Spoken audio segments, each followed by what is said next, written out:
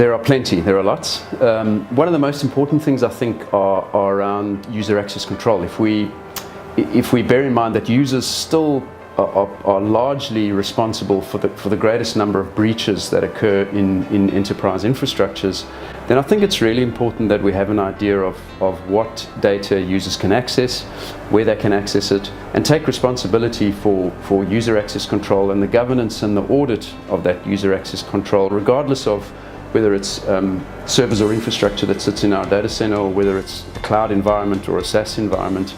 The most important thing for us, I think, is to make sure we have visibility of who accesses what, when, and whether they have the correct privilege to access that information or that data.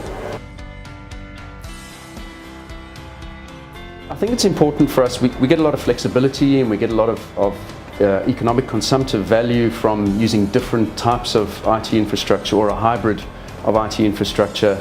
I think it's really important for us to establish our own security controls and standards, and as much as possible try and effect those across the entire hybrid IT environment.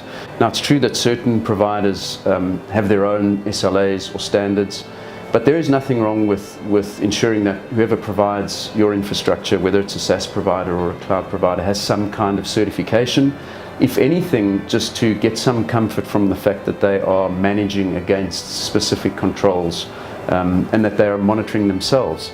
The visibility of what security controls they have in that environment is quite critical, and again, ask your provider what those are, what standards they conform to, and make sure that's in line, or at least as close as in line, with the same controls that you have. And I think the other important thing is own the data that's in your environment. It's still yours, and any kind of breach of that data is still your responsibility.